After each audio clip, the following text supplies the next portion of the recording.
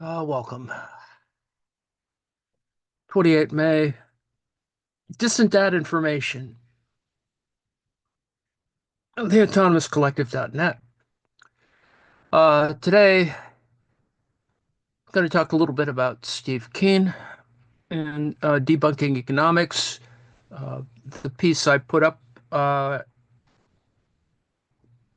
includes not only the complete text, but also, as it were, an animated version. And let's see if we can, if this is going to work. If it doesn't, we'll move on to something else. I included also a purely a refutational element. Marx is still important to Steve Keen for a variety of critique reasons, but he, as many others um, do not fully subscribe to a labor theory of value for a lot of interesting and good reasons, and one should acknowledge that as well. So I've included a critique as well on this page, but let's see how the animated version works.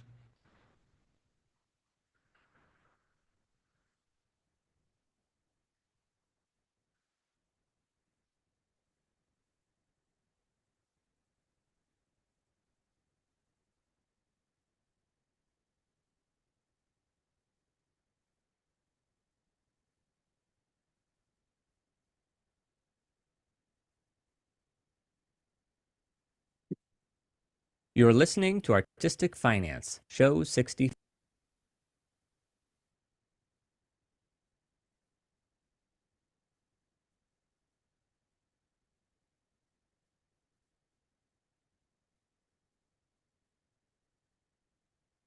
You're listening to Artistic Finance, Show 65. On today's show, I interview Steve Keen, the author of Debunking Economics.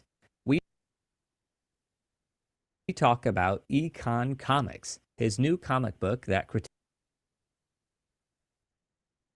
mainstream economics. We also discuss Steve's economic theories and get a crash course in economics. Without further ado, let's get to the show.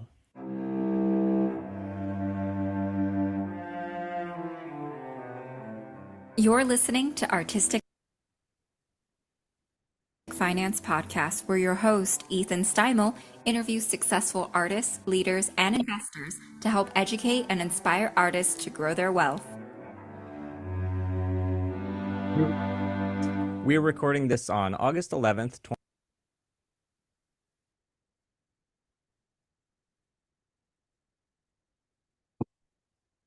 2021, amidst the COVID-19 Delta and Lambda spikes. The Black Lives Matter slow burn is going on across the world. A Stop Asian Hate campaign is going on in the US, and Broadway is reopening with full hopes that there will be full attendance by the holiday season. Welcome, everyone, and thank you for listening. I'm Ethan Steimel, and today I welcome economist Steve Keen to the show. Welcome, Steve. Good to be here. Good to be talking about cartoons, too. Yes, exactly. And also, I just want to say that it's 7 a.m. in New York City, and you're in Bangkok, Thailand, where it's 6 p.m. If any bad, large noise levels come through, it's because there's torrential rain outside. So Fantastic. if anybody hears a sudden just deterioration of the sound quality from mine, that's the cause. So, Steve, thank you for joining me today, and thank you for chatting. Can you tell us a bit about yourself? Yeah, okay. Well, I'm 68 these days. I live with my age. I've been a critic of economics since I was 18 years old. I did a degree in arts and law at the University of Sydney, and in the middle of my first year realised that economic theory was massively flawed, and I've been fighting it ever since. I retired as a head of school of economics, history and politics at Kingston University in the UK about 3 years ago. I'm now at the University College London, but my campaign has remained consistent throughout, and that's for the sake of humanity. We've got to get rid of mainstream economics. Fantastic.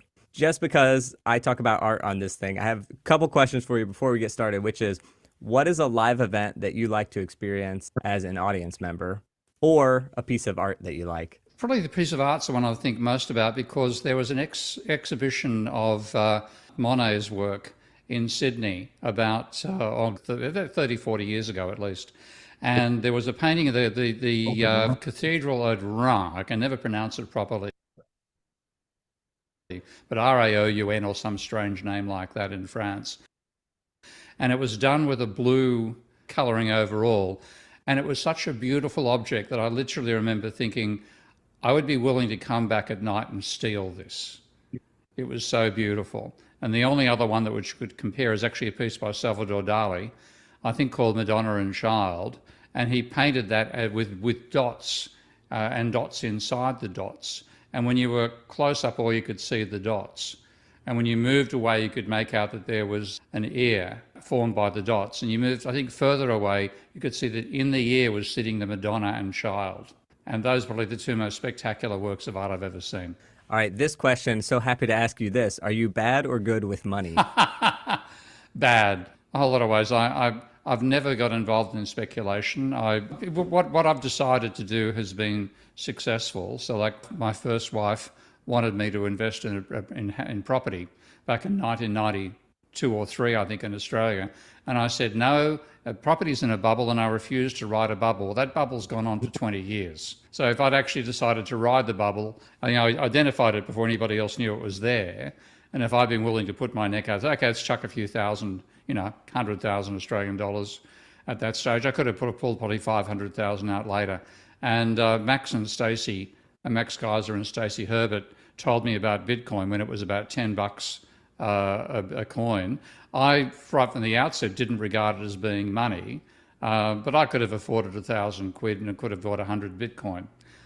So I basically haven't indulged in speculation when I could have done, and I think I've suffered because of that, but I haven't done too badly overall. That's hilarious. What we need to do is find a bubble that you can get in on now and see what happens.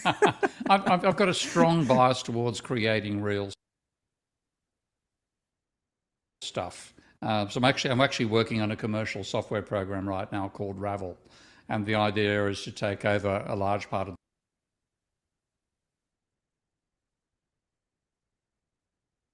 the spreadsheet market. So I'd rather make my money by contributing something that works rather than riding somebody else's bubble. Yeah. All right. So now we're going to talk about Economics, which is a comic book that you wrote. We had a previous guest, Miguel Guerra, who is a comic book illustrator. He was on our podcast talking about how he makes a living as an illustrator. And then we also had another discussion about MMT.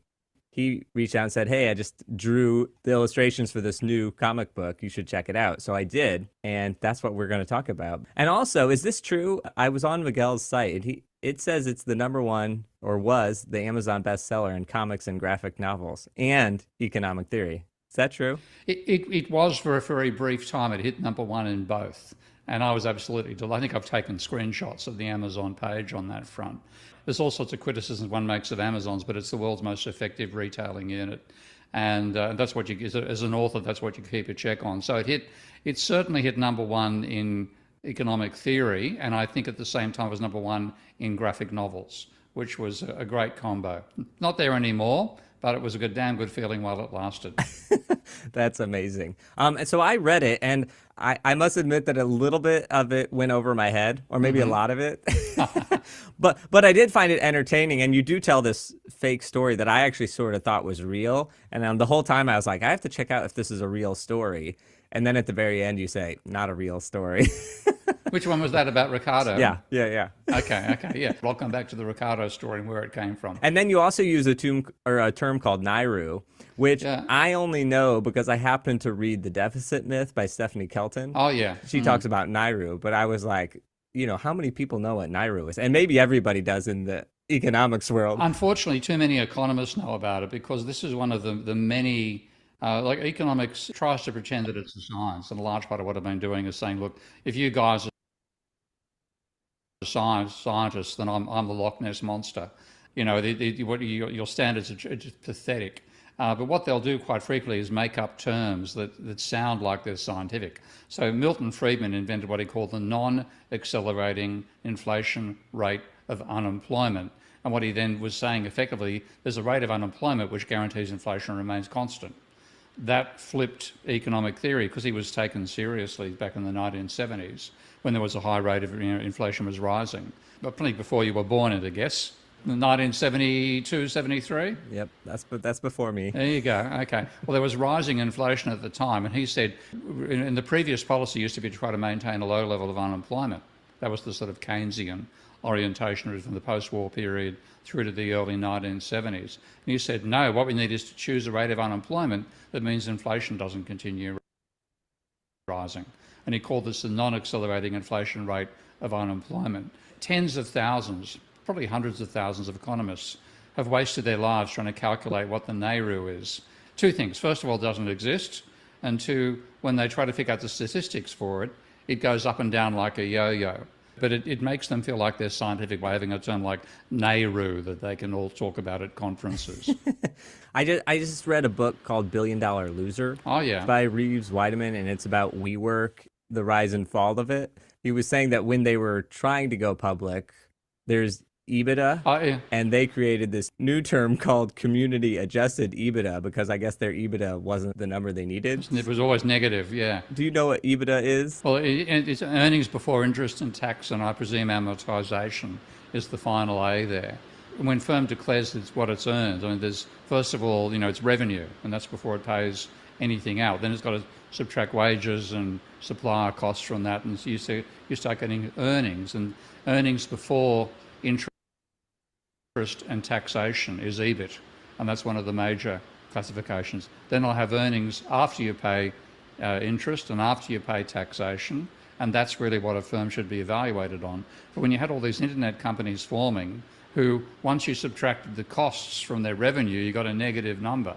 You could no longer use EBIT. So I can understand why they invented something about a community valuation to make this stuff look like it was worth something. Pretty amazing, but it just goes to the fact that you can just sort of make up a term and then say, this is really the term you should be looking at. Ignore everything else. Yeah, well, I mean, accountants, I never did accounting at university, funnily enough. I've learned a huge amount about accounting by designing my Minsky software. But I didn't do accounting, I did law, as it happens. And accountants will have a whole range of terms, and these have been around for centuries. Accounting began in the 1500s. So they have terms which make sense, assets, liabilities, equity, and I'll use their terms all the time. But the terms economists have made up, they're garbage. Okay, so I guess I should point out, since people are listening to this, that when we say your comic book is called economics or economics, it's actually econ comics. Econ comics. Yeah, econ comics. And I'm taking a bit of a liberty there because there's a guy called Ed Lima who's a mainstream economist, or was a mainstream economist. I think he's deceased, but he was also willing to be critical of the flaws of the mainstream. And he wrote a very good paper called "Let's Take the Con Out of Econometrics." And econometrics is the economics version of statistics. I have a lot of respect for statisticians, but a lot of econometrics is fantasy stuff. Really badly fantasy stuff. And what Lima did was say, look, these are ways in which we're conning people if they take the results of our numerical measurements seriously. So let's take the con out of econometrics. And I thought, well, there's con in economics. It's full of con. Let's call it econ comics. And that's where the title came from. Why did you write this? Because you've written other books, but you've never written a comic book before, right? Yeah.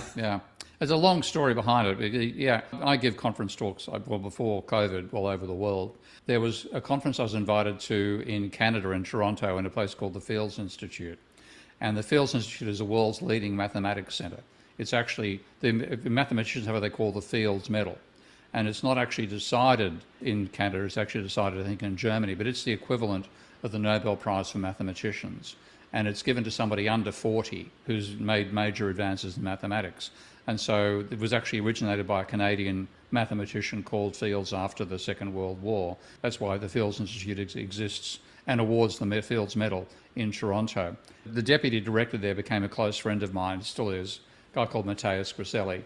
And Matthias put on a conference after the financial crisis, and I was one of the invited speakers. On the way across on the plane, I was reading an article in Vox magazine by Larry Summers called Reflections on the New Secular Stagnation Hypothesis by Lawrence H. Summers. I'm reading this thing on the flight, and like we mentioned, Nehru was a crazy made-up term by Milton Friedman.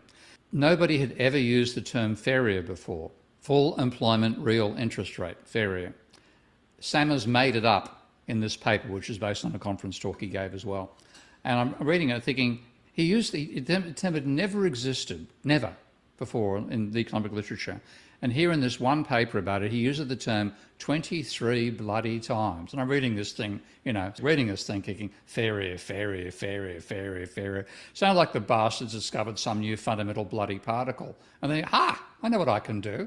I'll write a bit of a satire. So I wrote one slide saying how the scientists at CERN have discovered this new fundamental particle called the FERIA. We all know of CERN. It's the research, the incredible accelerator ring. I think it's 50 kilometres in radius or circumference, on the borders of France and Germany and Belgium.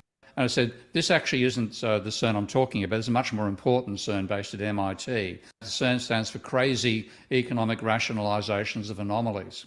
So I wrote a slide, as an academic, I'm normally giving fairly serious stuff. I try to be humorous, but there's a serious flavour all the way through. So I wrote this up and I thought, well, I think this is funny, but I don't know how the audience is going to react. The audience was half mathematicians and probably 80% mathematicians and 20% economists, most of them non-mainstream because the Fields Institute now recognises that mainstream economists are a waste of paper. So they tend to invite radical people along, heterodox people rather than the mainstream. So I started giving a talk and the audience was laughing so badly, some of them were falling on the floor. It actually disturbed my presentation. But I then got back and mentioned it to Miguel Guerra. Miguel's become a good friend over the years. I said, I think I might write a satire about it. So I wrote up the whole story.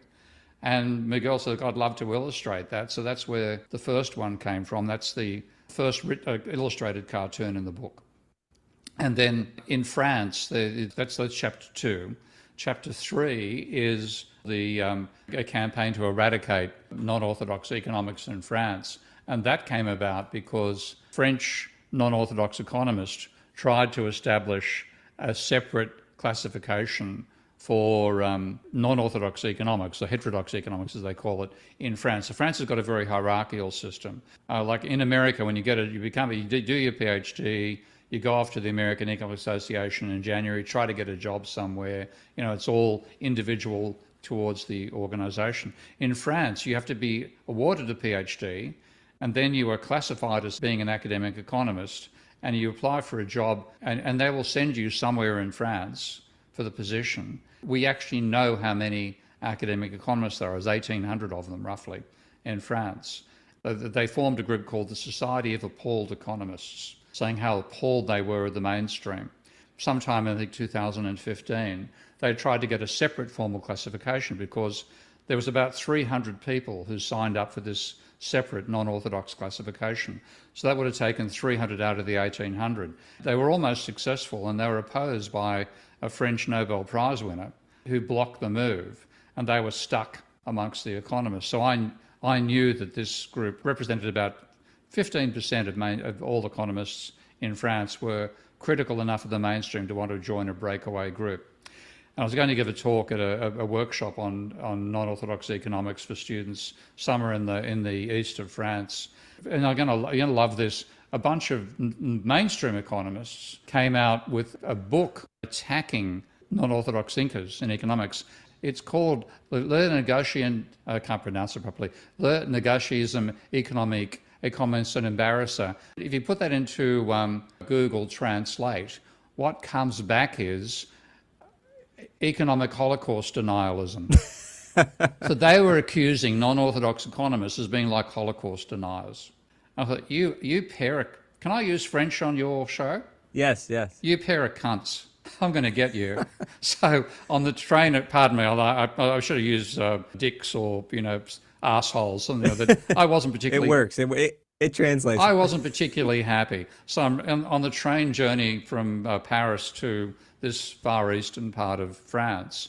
I wrote another satire, and that's about the reality virus. That was in response to these two economists, Carhook and Zeilerberg, who were arguing for the elimination of people who don't accept mainstream economics. And this was my reply. And then the Ricardo bit, it opens with like a written one, lightly illustrated, about David Ricardo. And how that came about was, having written the two cartoons, and Miguel had done the illustration, he said, look, we need an introduction to this, Steve. Do you mind writing an intro? And I've always been a critic of the theory of comparative advantage. That's the argument that countries should specialise in what they're best at and import the remainder, and that'll improve human welfare. And I always regard it as a nonsense argument. And I then, in writing the introduction to the book about how absurd economics is in general, I started to imagine, well, maybe the principles of political economy and taxation weren't written by Ricardo, but written by a card sharp called Tricardo. Okay, and it was all a con job, and it all went badly wrong, and Ricardo dived in and managed to threaten this guy to take over the rights to the book, etc., etc. And then when I was researching on it, not researching as deeply as I would do for an academic piece, checking Wikipedia and stuff like that, and everything I wanted to be true, setting the frame for it at the Wikipedia level of evidence, was true. One part of it, for example, has David Ricardo being, before he became an economist, being a stockbroker who got advance warning of the results of the Battle of Waterloo, knowing the British won, and then went onto the stock exchange and exclaimed, "Sell!" as though he had back evidence that the French had won, caused an absolute panic. Everybody's dumping all their British shares. And then when the prices have plunged, he suddenly declares to his own staff, "Buy." And the claim was he made £1 million profit. Now we're talking back in, 1800, £1 million. That's a huge amount of money. I've seen since arguments that it was actually false, and it may have been one of the other robber barons who made the money. But that was good enough for me. I wanted this book to be published close to April Fool's Day. In fact, it turned out, and this is true, that the Ricardo's Principles of Political Economy and Taxation was published on the 17th of April, I think 1816. So everything I wanted to be feasible about this ended up being true, and I could then weave my slightly fictional twist to the story through, and that became like a third chapter. And at this stage, Miguel said, "Oh, mate, like I haven't got the energy all the time to write a third. We'll do a light illustration of this," and that became the introduction to the cartoon series. That's so funny that that's the introduction, because it's my favorite story of the three. Yeah. and actually, that's the one where it was like you peppered in so much historic fact. Mm-hmm. I was like, oh wow, I'm gonna have to go look this up afterwards, because this is a crazy story. And you get to the end and you say, well, it's not true, but there's a lot of truth in it, including that April Fool's joke that you put in there. Yeah, I mean, one thing most people don't get, and this is one of those things, I mentioned my age when I began, 68. There was a great English comedy show called Steptoe and Son. I've forgotten his name, but I've got the names in the book. But the father was a grumpy old sexist bastard, really like a curmudgeon. Well, his son was this idealistic type who always wanted to rise up in society. So I made Steptoe and Sons the publishers, and their personalities fitted into the whole. So I had a great lot of. I probably had more fun writing that one than the other.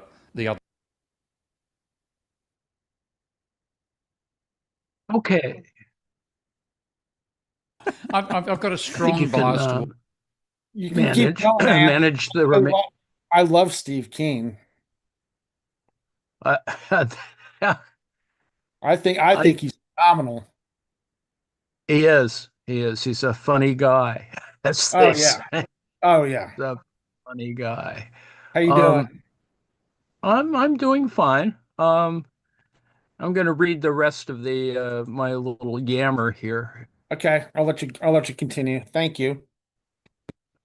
I think I have another 30 minutes.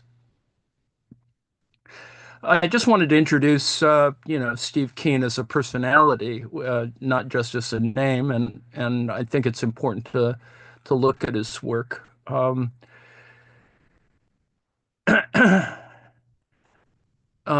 The book Debunking Economics it has its own kind of reputation, and it's pretty clear that there's an orthodox versus non-orthodox or heterodox economics, and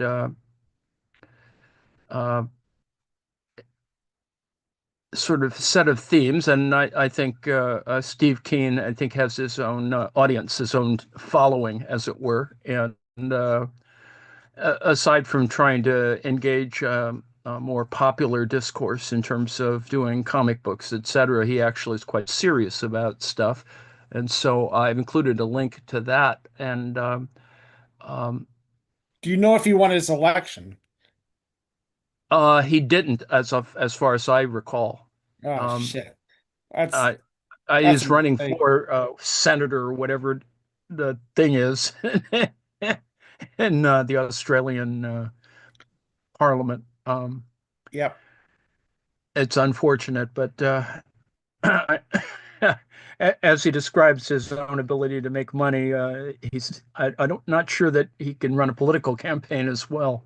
But so let me finish off by reading Steve Keen's critique of Marx's theory of value, a rejoinder. So a graduate student decided to take on Steve Keen and from a Marxist point of view, and one can wonder whether this is a good critique. But I think it's important to note that this is not being waged at the level that I think Steve Keen would even acknowledge, which would be to do all the math.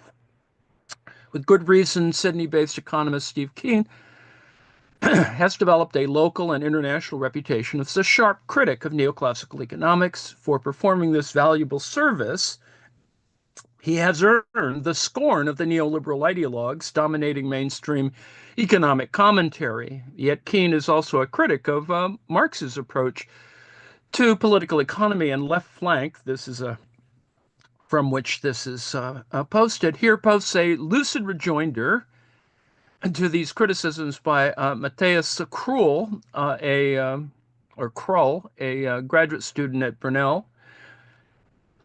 So, after a long period of being virtually a lone voice in the non-Marxist wilderness, railing against neoclassical economics, its structure, assumptions, and ideas, Professor Steve Keen appears to finally be heard. The current crisis has dented much of public and scientific confidence alike in economic orthodoxy, as it should. Nothing illustrates this better, perhaps, than the story of the British Queen Elizabeth II writing to the colleagues of the London School of Economics and asking them the pointed question, how did you not see this coming? And if you could not, what are you being paid for?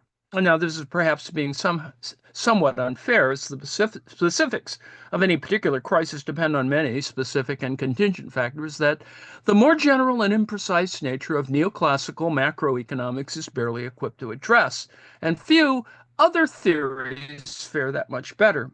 But Keen has rightly pointed out that he did predict this crisis, and also in its form as the collapse of a speculative bubble in real estate and finance, as he did in the previous edition of his excellent best-selling critique of political economy, Debunking Economics. This Cassandra position, now perhaps turned into one more akin to Tiresias, has given him occasion to publish a new and expanded version of the book, one I recommend to all readers to buy for its excellent and systematic critiques of the inconsistency of much of the neoclassical framework beyond the sphere of mere applied mathematics. However, this is not to say one should not also examine Keen's work itself with a critical eye. As a supporter of the contemporary neo-Marxist theories of economics, and since this blog has the purpose, among other things, of promoting a Marxist outlook on politics and economics suitable for contemporary conditions, it is a serious fact that in the book mentioned above, Professor Keen rather sharply dismisses the contribution of Marxist economics to understanding modern political economy. He explicitly subtitles a paragraph, Why Most Marxists Are Irrelevant, while most of Marx is not. Now, while he seems inclined to rhetorically praise Marx, he quite explicitly dismisses Marx's economic theories as inferior to his own approach, which appears based on an understanding largely derived from Piero Sraffa. To go into the specifics of Sraffianism, post-Keynesianism, and so forth would require a lengthy narration of the history of economic thought, one that would interest few people. More to the point, the average intelligent layman reading Keen's book will want to know who's right, and quite justly so. Now, in chapter 17 of his book, Professor Keen provides, after a brief overview of classical economics, essentially 3 arguments against what he takes as Marx's theory of value, often called the labor theory of value. Therefore, I shall endeavor to rejoin these arguments Keen advances against Marx's theory of value in due order. I must warn the reader that this will contain a considerable amount of complex and very abstract discussion based on Marx's conceptual understanding and terminology as applied to his pure theory of capitalism. Although I've endeavored to write it so it is maximally understandable for people not much used to Marx's terms and way of thinking, one may find it boring and confusing, as I cannot summarize the entirety of his theory as well as address Professor Keen's critiques. Therefore, one may want to skip this article or focus only on the sections dealing with the implications of all this theorizing. Keen starts out by rightly examining perhaps the most important contribution of classical economics compared to the contemporary orthodoxy. This is the distinction between use value, the subjective valuation an individual gives to a commodity, which is contingent and arbitrary, and exchange value, which is the long-run ratio of exchange between a commodity and another, including commodity money. He then continues to Marx, pointing out that the greatest classical economist, David Ricardo, assumed that a commodity produced would have greater exchange value than the total value of the wages paid to the workforce making that commodity. That is, the value of the wages itself, also expressed as commodities. As Marx noted, Ricardo did not explain how this came to be, i.e., where the difference came from. Marx then argued that this difference, that is surplus value, arose from labor and labor alone in the process of capitalist production. It resulted from the use value of labor power, which is the labor of people as sold as a commodity in a competitive labor market, being that it had the ability to produce surplus value. Now, this is an attribute no other commodity has, according to Marx. In principle, this may sound like an arbitrary assumption, and this is then the focus of one of Steve Keen's 3 arguments against Marx. Why is labor ultimately the only source of surplus value? And why are not other commodities also sources of surplus value, as the Sraffians and Keen hold? The neoclassical economists essentially also hold this, but do not express it in this explicit way. To support this thesis about the origins of surplus value, Marx provided, according to Keen, 2 proofs, a negative proof and a positive proof. The negative proof is, as the name suggests, simply eliminating the other possibilities, as Marx does early on in Capital Volume 1. The simple explanation is that all commodities eventually reduce to dated labor, as Keen calls it. Now, while it's obvious to everyone that most commodities are produced at least partially to machines, for Marx this makes no difference, as the machines themselves are made by the process of labor power, and so are the parts of the machinery, we've talked about this before, and so forth. The means of transport, the packaging, even the clothing of the workforce and their housing, all is eventually reducible. all is eventually reducible to a certain accumulation of expended labor power. All this requires is, as it were, winding the tape of all capitalist production backward in one's mind until one reaches a logical point where no means of production are available. They first must be made by expenditure of labor power. Of course, neither Marx nor Keen nor anyone else ever thought that this happened in reality, as it would falsely assume that the year 0 of civilization was also the beginning of capitalist relations of production, which is certainly false. Now, this is a fairly trivial point, and that is why Marx spends little time on it. But its status as a logical point of departure for capitalist production must be remembered. So then, what's the objection? Now, Keen comes in with objection number 1. Quoting the Indian economist Arun Bose, he states the following, quote, "The manufacture of any commodity requires direct labor, machinery, intermediate goods, and raw materials. All the non-labor inputs have to have been produced at some time in the past. Even unprocessed raw materials had to have been either mined or harvested. They, in turn, were made using some direct labor and other commodity inputs. These, again, can be reduced to even earlier dated labor and other commodity inputs. This process can go on indefinitely, with each step further reducing the commodity content. But no matter how far back you go, you can never eliminate this commodity residue. If you could, then there would be some commodities that can be created with absolutely no commodity inputs, or in other words, by magic. Now, this argument is important, unquote. This argument is important as it explains a fundamental but not uncommon misunderstanding of Marx's endeavors in Capital. In that critique of political economy, Marx attempts to provide a theory of value adequate to the capitalist mode of production in its purest and most general possible form, and of no other mode of production whatever. And let me break here and note, of course, unevenness is not included. There are mentions of other historical periods, and Marx spends considerable time sketching the historical origins of capitalism. But these are precisely to refute the notion that all societies have been substantially governed by the same logic. See Hegel. It is the logic of capitalism that Marx seeks to explain. With this in mind, Keen and Bose's magical riddle is easily solved. As they both rightly point out, in principle, all means of production, intermediate goods, etc., are reducible as a logical exercise to the expenditure of labor power. But there we find the crux, because for Marx, this fact, the fact that capitalism reproduces itself by the means of production of commodities, is not just a fact of nature, a given thing. On the contrary, it is for Marx precisely the primary historically noteworthy fact about capitalism, and only capitalism, that it does this. You can see there's a problem already. After all, Marx famously opens his magnum opus with the statement, quote, "The wealth of those societies in which the capitalist mode of production prevails presents itself as an immense accumulation of commodities, its unit being a single commodity.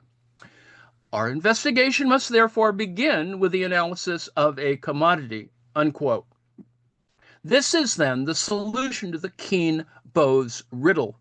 The supposed commodity residue that they find is not in reality a logical contradiction, but is a misunderstanding created by extending the presuppositions of capitalism into history.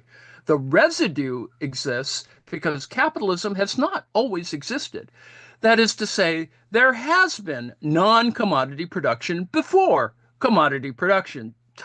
See history. Only then does it become clear how from land and labor one can proceed to all means of production, intermediate goods, and so forth, without having a commodity input from the beginning. Namely, if land and labor are not from the outset themselves commodities, the commodity is a social form, as Marx said, a form in which the relations between men appear as relations between things. Namely, when production is for the sake of accumulation through exchange rather than for the sake of someone's personal use, where personal use is its opposite, even if that someone is a lord or a king or a priest obtaining this as tribute or a sacrifice. Therefore, as Simon Mohan has explained, quote, "For Marx, the value of a commodity expresses the particular historical form that the social character of labor has under capitalism. This suggests first that the generalization of the commodity form of human labor is quite specific to capitalism, and that value as a concept of analysis is similarly so specific. Secondly, it suggests that value is not just a concept with a mental existence, it has a real existence, value relations being the particular form taken by capitalist social relations," unquote. So much then for Aaron Bose's residue. It is merely the residue of capitalist ideology, namely the assumption that because everything tends to take the commodity form under capitalism, it must therefore always be so.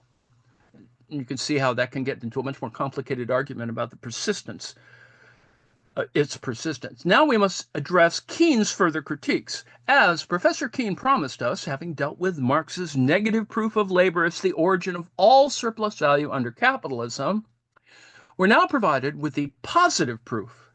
Using various quotations, this is to establish Marx's proposition that, as I had already briefly outlined, the use value for the capitalist in the use of labor power, that is, the commodified version of the general social capacity to labor, is precisely that it provides surplus value.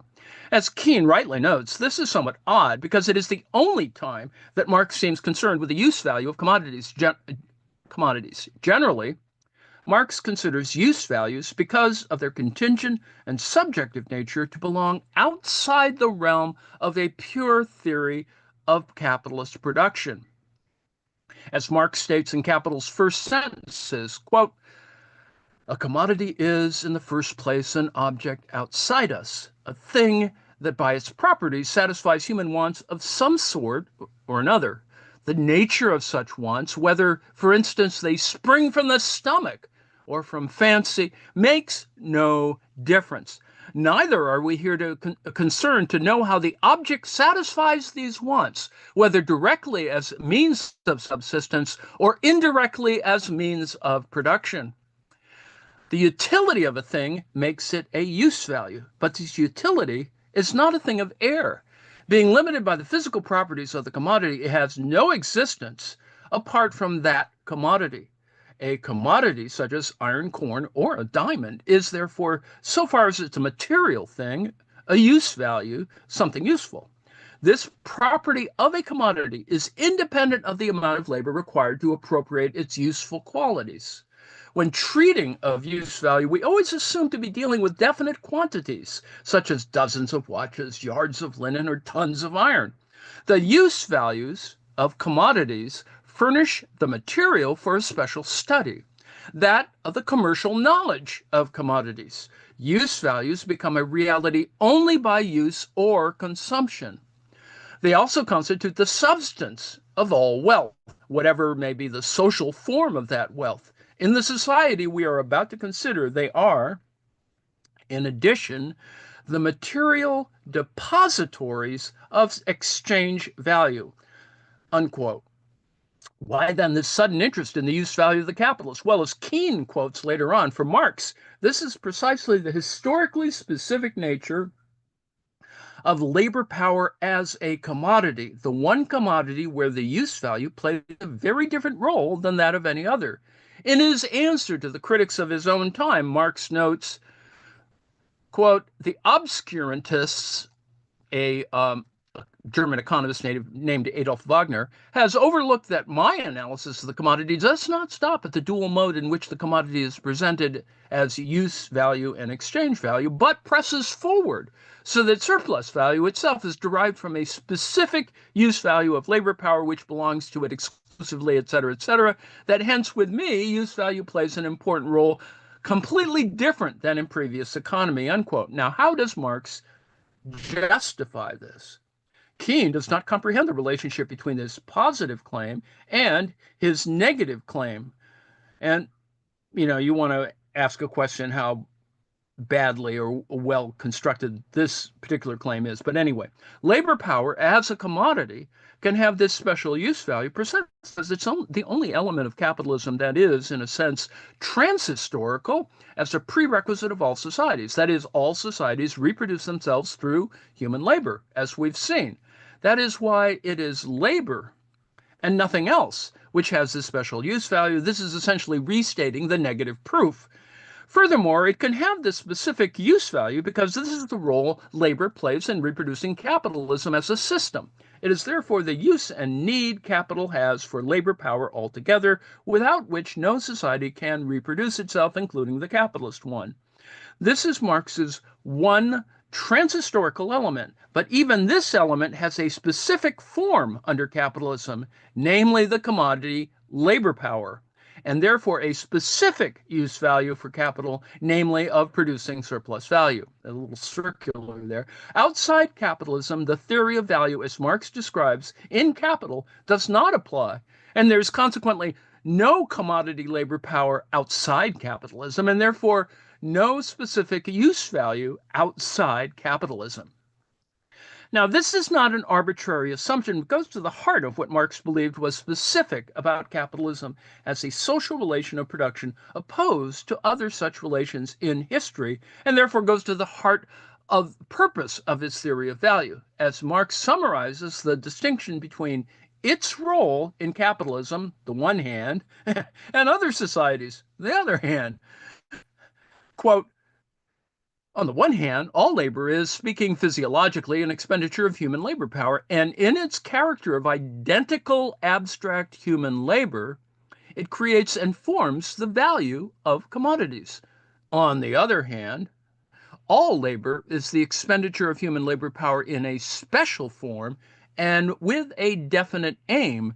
And in this, its character of concrete useful labor, it produces use value. So there's a kind of Hegelian move there, and that's important, unquote. This finalizes then the other side of the coin as far as Keynes' first objection is concerned. Now, this convoluted and rather philosophical discussion is unfortunately necessary because it leads us to Professor Keynes' objection number 2. This objection goes as follows. Now, because for Marx, only the commodity labor power has the use value of creating more surplus value, all other commodities have for capital only the use value of being exchangeable for other commodities, or in the case of means of production and transportation and of intermediate goods, the use value of it transferring their value to the new product. Now, what this means in normal language is that machines and the like, when producing goods, do not add value in Marx's sense to those goods, but simply transfer their value to those goods according to the rate at which they themselves depreciate in value by being used. In other words, the quantity of value embodied in the commodities produced by other commodities, remains always exactly equal, insofar as they still represent a certain amount of socially necessary labor. That is, the value of labor power under competitive conditions. This, in turn, is just a restatement of the principle that only labor power produces surplus value, as we've seen. But Keynes objects to Marx's statement of this, which he finds inconsistent. He quotes Marx, quote, value exists only in articles of utility. If therefore an article loses its utility, it also loses its value. The reason why means of production do not lose their value at the same time they lose their use value is this. They lose in the labor process the original form of their use value, only to assume in the product the form of a new use value. Hence, it follows that in the labor process, the means of production transfer their value to the product only insofar as, along with their use value, they lose also their exchange value. They give up to the product that value alone, which they themselves lose as a means of production, unquote. Now, needless to say, Keynes is right to call this a confusing paragraph, needless to say. He accuses Marx of ambiguously using the phrase use value here. As in the paragraph, he does not distinguish with use value of the final commodities, i.e. use value for a consumer. This is the Department 2 issue. And the use value of the means of production, i.e. use value for the capitalist. In this, Keynes is certainly right. It's simply poorly written, as Marx often is in his overly condensed expression in Capital, or Capital Volume 1.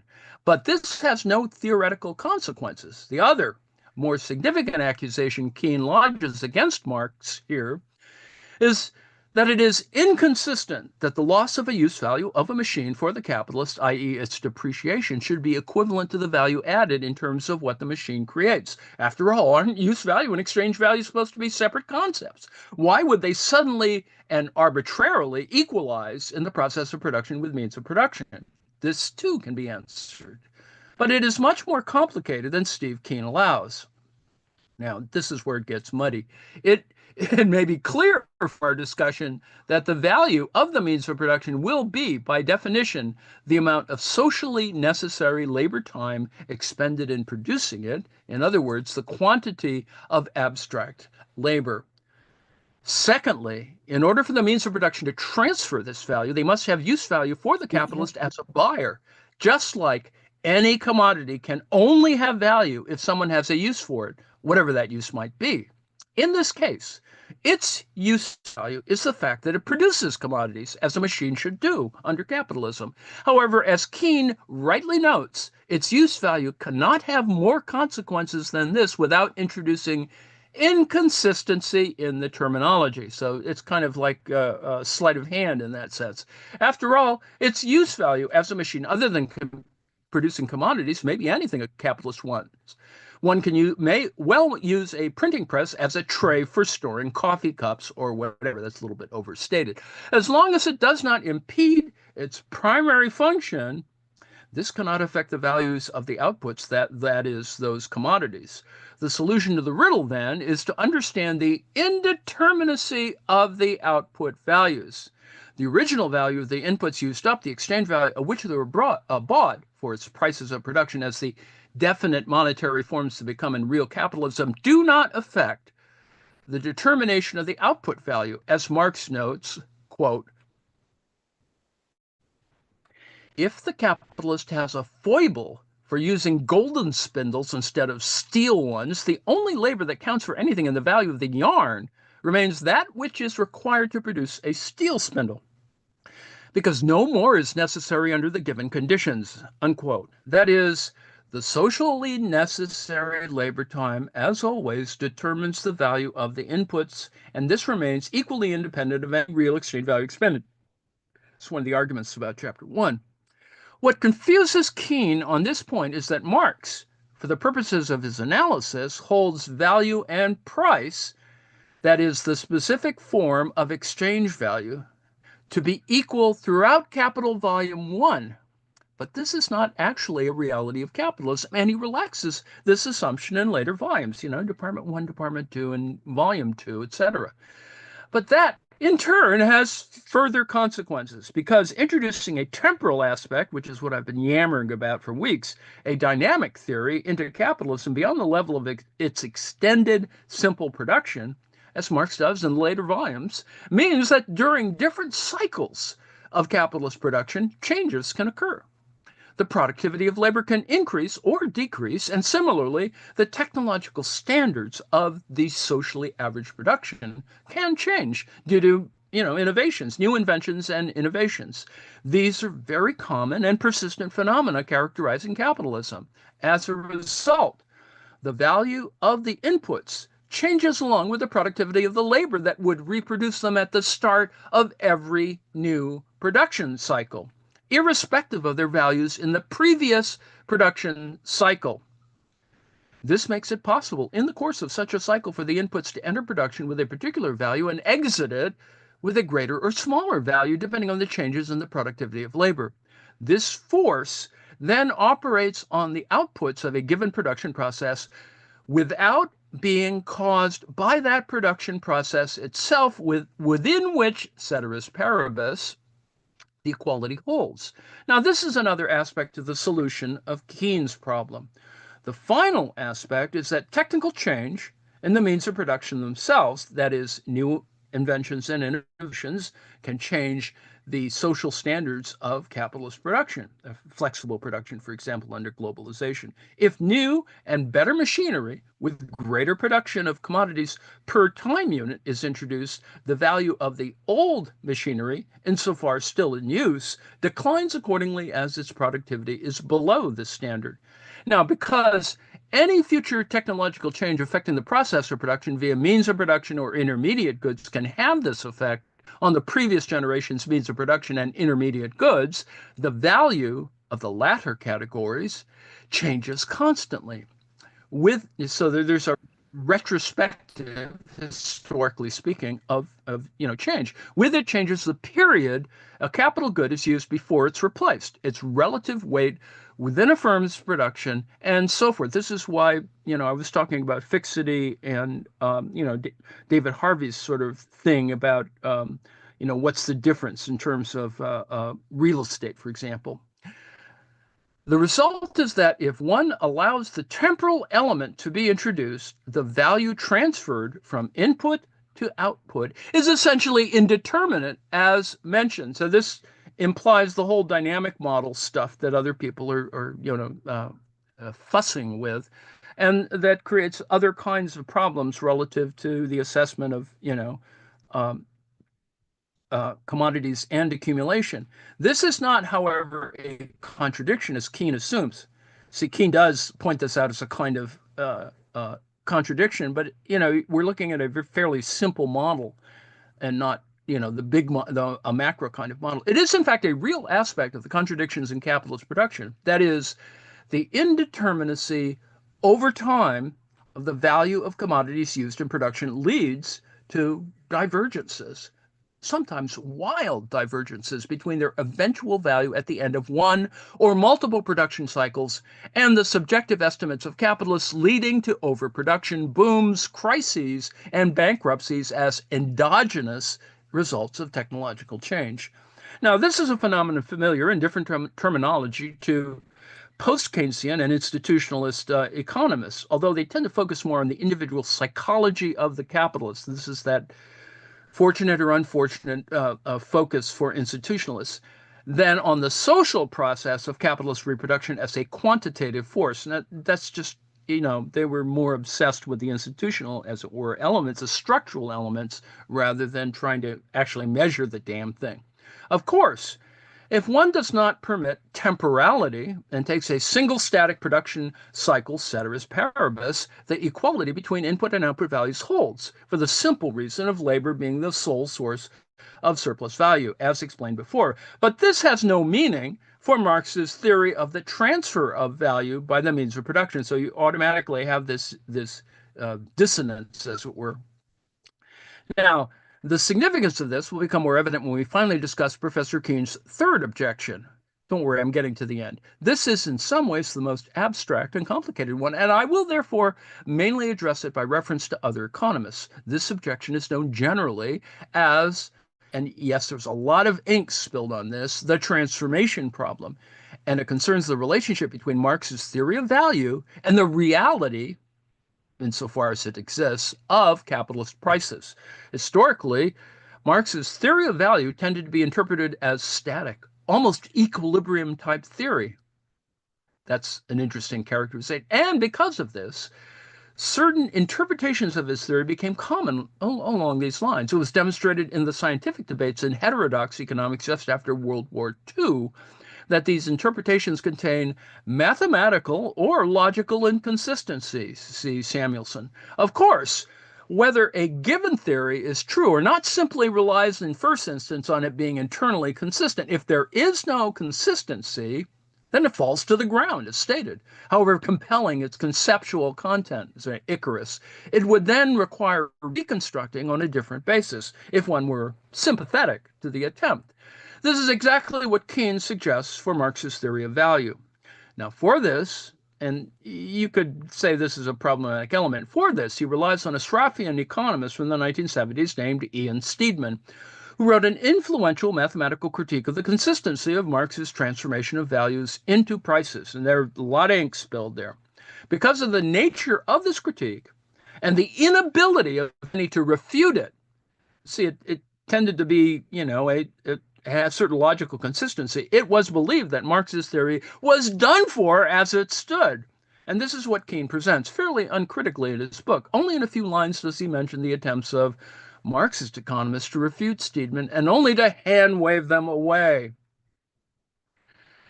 But Professor Keene's theoretical critique is here several decades out of date, and as all Sraffian critiques, misses its mark by knocking down a straw man version of Marx. And that's kind of what most people do. One amenable to Sraffian interpretation. And yes, a lot of ink spilled on neo-Ricardian interpretation as a result. In order to avoid having to reproduce entirely the relevant critiques, I simply bring them to the attention of the reader in their original form, in particular those in the works of Andrew Kleiman. His refutations of the Sraffian interpretation can be found in various forms on his homepage. There's a whole, ink-spilling activity in terms of value, so-called value questions. Now, for our purposes, I can briefly summarize for the reader the underlying nature of the Sraffian misinterpretations of Marx's theory. The mainstay of their critique rests upon interpreting a process of production as a purely physical phenomenon. That is to say, It is a question of physical inputs, that is, labor, land, commodities, a technological vector for productivity, and a certain degree of output. Now, finally, there's distribution of this output, generally into wages and into new inputs. Now, while this is mathematically tractable and appealing, it seriously reduces the meaning of Marx's theory if he is interpreted in this way. Now, this way is generally known as the quote-unquote physicalist approach due to its emphasis on the physical quantities of input and output alone. Now, people have pursued this in terms of urban planning, etc., because it's attractive. It's a way in which you can talk about land and rent and some other things. Whether this is viable in the long run is a different question and doesn't fully address those sort of abstract questions we were just looking at. Why Keynes' objections cannot hold can be simply explained by a counterexample in which we follow the line of reasoning the physicalists set out. It is believed, in Keynes' view, and the general physicalist interpretation, that if one were to have machines that make other machines, and 10 machines were to wear themselves out over a production cycle, and in doing so produce 20 machines, one would have a profit of 100%, namely the physical ratio of the outputs over the inputs divided by 100. But although this seems superficially plausible and would indeed refute and make redundant Marx's value theory, a more serious examination quickly destroys this notion. So, in reality, of course, if machines were capable of making more machines, Skynet, would over the course of multiple cycles tend to zero.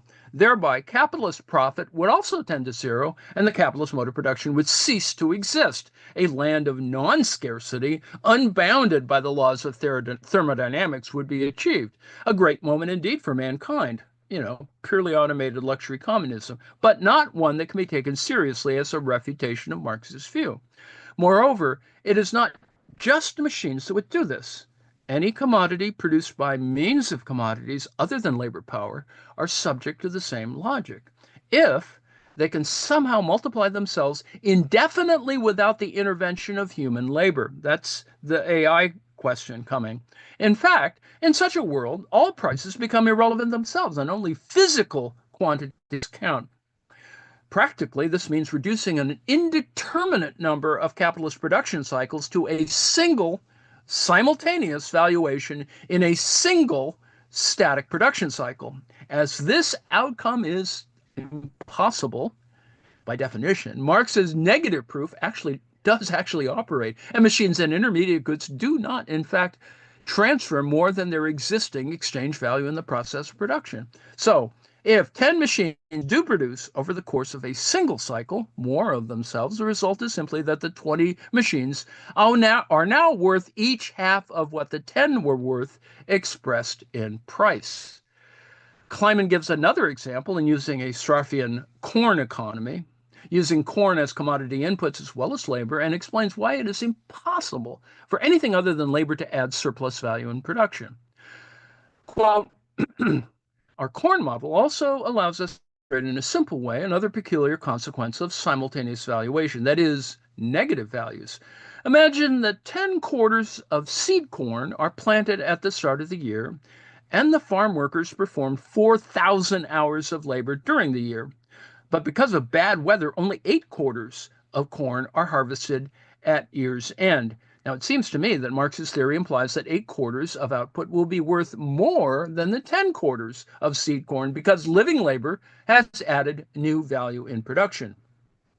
But simultaneism tells us that the 8 quarters are only worth 8/10 as much as the 10 quarters. This leads to the meaningless result that the value per quarter, measured in terms of labor time, is negative 2,000 labor hours, unquote. Now you can see that there's a problem here, but let's move on. Similarly, the tendency of the rate of profit to fall becomes quite straightforward. If capitalist companies innovate by means of labor-saving technology, they'll be more productive and can lower their prices. This causes the profit rate to go up, as they will sell more at the expense of their competition. However, this competition will then force all companies to undergo the same procedure. Now, this assumes a whole bunch of other things, needless to say. Assuming the demand-supply relation has not changed, the prices will have dropped in the entire industry across the board, which was, an objective in the Marxian model, while no company has a greater advantage relatively than they did before. The result is that the industry-wide rate of profit will have gone down. Now, here we arrive at the more general implications of Keynes' misinterpretation of Marx. The essential errors of this interpretation of Marx must be made explicit. First, for Marx, the capitalist mode of production is a historically specific and temporally bounded phenomenon. Not all production has always been a transformation of commodity inputs into commodity outputs, which is an assumption leading to erroneous interpretation. This is one of the assumptions that we had that Marx has at the front end, as we've seen with Keynes' first objection. Secondly, because of this specificity, labor takes a specific form under capitalist production because it's now a commodity, that is, labor power, an abstraction, which in the process of generalized competition is made into homogeneous abstract labor. It is not, therefore, just like any other commodity, but it is one which, as essential prerequisite for the process of capitalist reproduction, becomes the very yardstick of its own accumulation, that is, value, big V value, which is nothing less than socially necessary labor time needed for the reproduction of any commodity. This value, as a generalization, is what the cycle of capital attempts to accumulate. Accumulation for its own sake, not for use values. So, it's big V value. Finally, Marx's theory is a theory of the reproduction in its purest form of capitalism as a social relation, as a mode of production.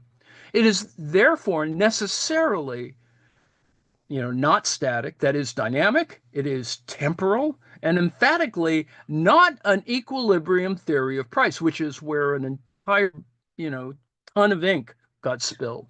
The purpose of Marx's theory of value is not to explain within a single production cycle the prices of the outputs, as all non-temporal, i.e. simultaneous interpretations assume, as in fact neoclassical microeconomics is. Now, to generalize as a critique of neoclassical microeconomics, that's a whole nother story. Now, in the error of ignoring all these aspects, Straussian theory is ironically much closer to the neoclassical view of economics, with its reduction of social scientific content for the purposes of mathematical tractability than Marxist economics has ever been. And this has very real theoretical consequences, as Kleiman has demonstrated in his various articles, often together with Alan Friedman and Ted McClone, and other economists have also made these points, as Keynes ought to know, well, he does know. Once one adopts a temporal, now this has been modified in a variety of ways, this question of a temporal interpretation of the transformation of input and output values into input and output prices, the so-called transformation problem disappears.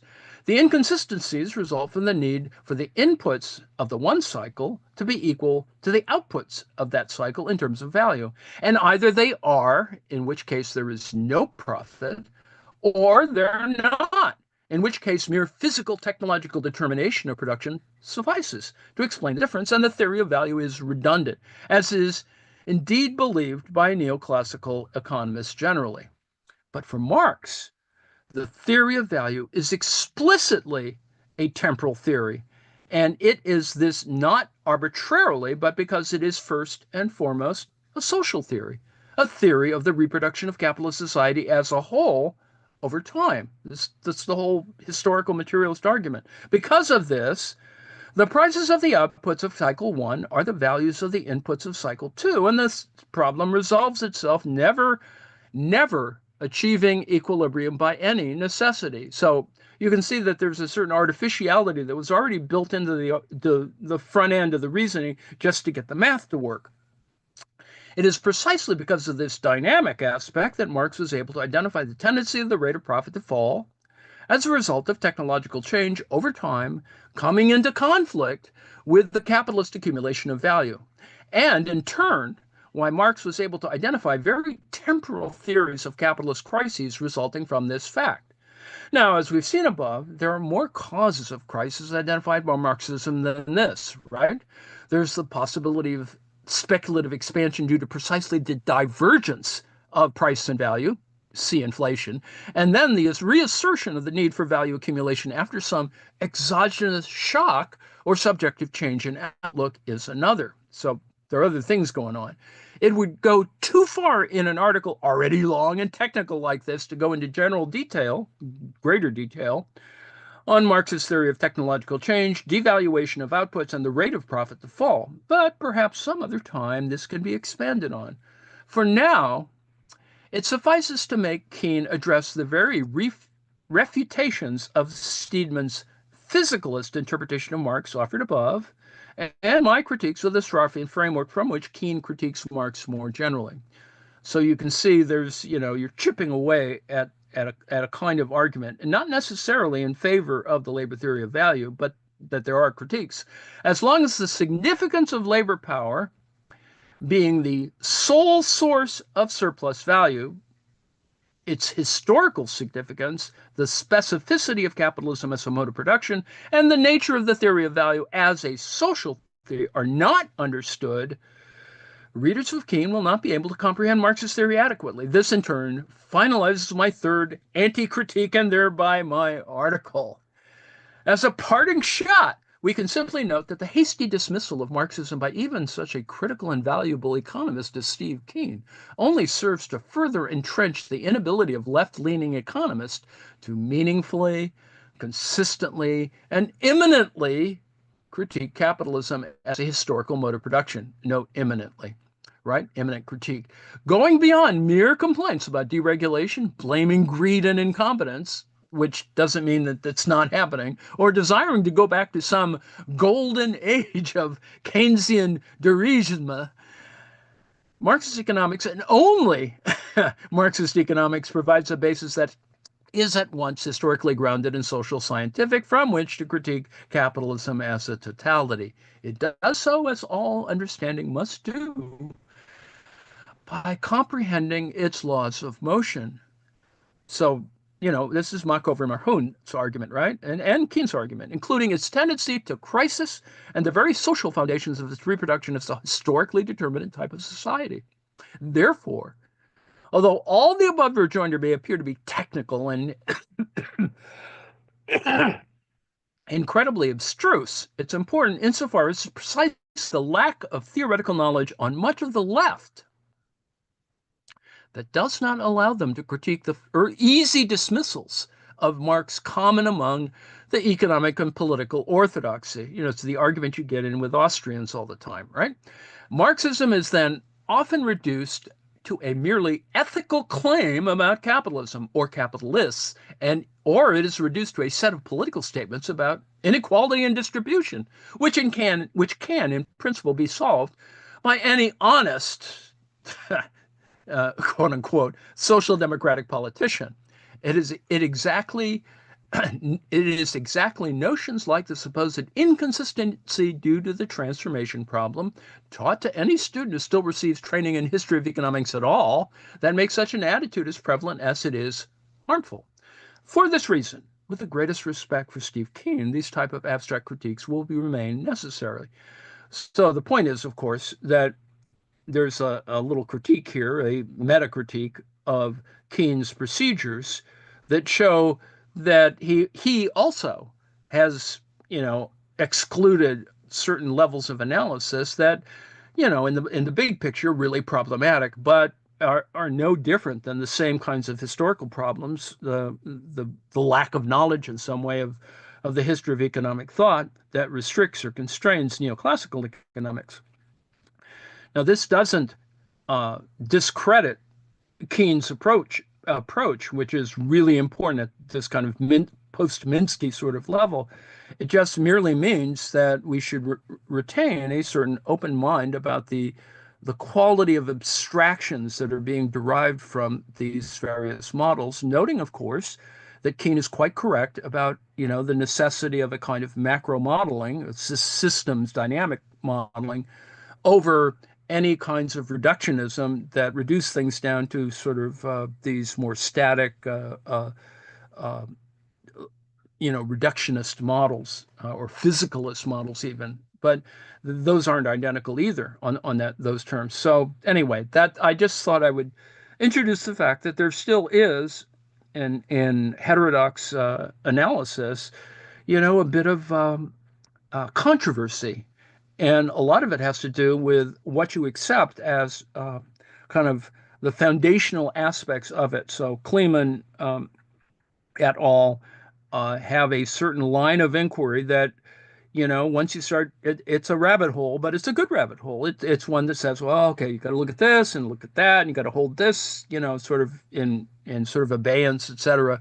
Um, it doesn't discredit it, but it's pretty clear that some terrain gets fought over often for uh, problematic reasons. Let's put it that way. So much for my yammering, of course. And I, of course, went over time as usual. So I will stop here, stop the share, and stop the live stream, and return you to your regularly scheduled program at 8:30 tonight. I think there's spirituality and activism at a different location, a different link, and other matters will be discussed. But I hope this has given you at least a little sense that, you look at Steve Keen, and I think it's important to see his critique as a much broader critique, and note, of course, that certain elements that he critiques, like his critique of Nordhaus on um, the estimation of climate change, is probably a reasonable one for all kinds of good reasons. Not going to take Nordhaus's uh, quasi pseudo Nobel away from him. Um, Even though I think Steve Keen, in the long run, so to speak, will be seen as probably one of the more important critiques of Nordhaus. So that's where that will go. Let me stop share. Um, um, and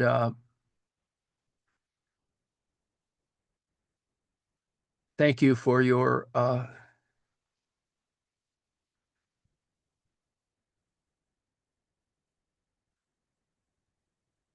attention. I will shut off the live stream.